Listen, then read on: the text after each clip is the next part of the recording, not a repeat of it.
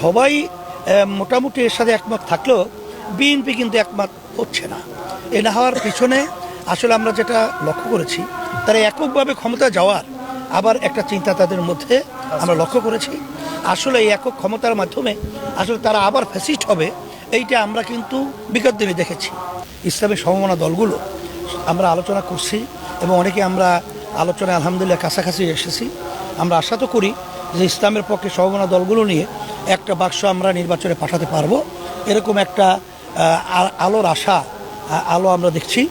জাতীয় নির্বাচনের ব্যাপারে আমরা বলেছি যে প্রয়োজনীয় সংস্কার, এর অর্থ হলেই যে ফ্যাসিস্ট আওয়ামী সরকার 15.5 বছর পর্যন্ত আসলে তো সেটা কোনো নির্বাচন ছিল না, 3টা নির্বাচনই ছিল তাদের পাতানো, অনেক সময় দিনের ভোট রাতে, অনেক সময় তাদের মন মতো বিভিন্ন কায়দায় তারা আসলে ক্ষমতায় বসেছিল। এই 3 নির্বাচনে এই বছরকে বছর এমন কোনো জায়গা নাই যে জায়গার ভিতরে ওদের দলীয়করণ করা হয় নাই। এখন এই দলীয়করণে যারা ঘাপটি মেরে বসে আছে, ওরা থাকা অবস্থায় এবং সর্বত্র যেটা লেভেল প্লেন ওই যে লেভেল প্লেন ফিল্ড তৈরি করার জন্যে যে পরিবেশটা দরকার, সেই পরিবেশটা তৈরি না হওয়া পর্যন্ত যদি জাতীয় নির্বাচন হয় তাহলে স্বচ্ছ বা সুন্দর নির্বাচন আশা করা যায় না। বিধায় একটা যৌক্তিক সময়ের মধ্যে এই পরিবর্তনটা করা দরকার, আর খুব বেশি সময় না নেওয়া। এর জন্য আমরা বলছি যৌক্তিক সময়ের মাধ্যমে আপনারা জাতীয় নির্বাচনের পরিবেশ তৈরি করবেন এবং প্রয়োজনীয় সংস্কারগুলো করবেন।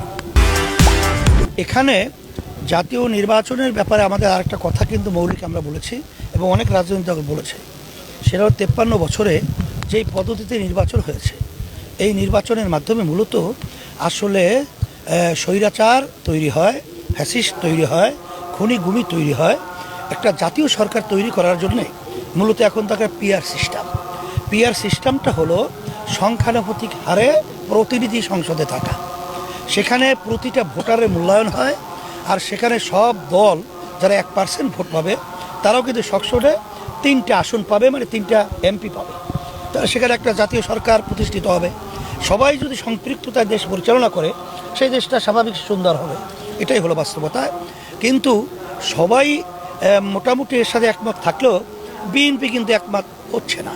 এ না হওয়ার পিছনে আসলে আমরা যেটা লক্ষ্য করেছি, তারা এককভাবে ক্ষমতা যাওয়ার আবার একটা চিন্তা তাদের মধ্যে আমরা লক্ষ্য করেছি।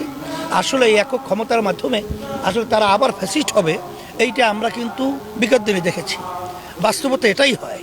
সেই হিসাবে আমরা জোর দাবি করছি যে পিআর সিস্টেমেই নির্বাচন হবে, কারণ তামাম দুনিয়া 91টা দেশের মধ্যে এই পিআর সিস্টেম পদ্ধতি নির্বাচন চলছে। এটা যে নতুন হঠাৎ হুট করে এসে দাঁড় হবে তা না, এটা কিন্তু আছে। আর সাথে সাথে তোমার ওই জোটের ব্যাপারে আমরা বলছি ইসলামের সমমনা দলগুলো আমরা আলোচনা করছি এবং অনেকে আমরা আলোচনায় আলহামদুলিল্লাহ কাছাকাছি এসেছি। আমরা আশা তো করি যে ইসলামের পক্ষে সমমনা দলগুলো নিয়ে একটা বাক্স আমরা নির্বাচনে পাঠাতে পারবো, এরকম একটা আলোর আশা আলো আমরা দেখছি। আল্লাহ এইভাবে আমাদেরকে কবুল করুক।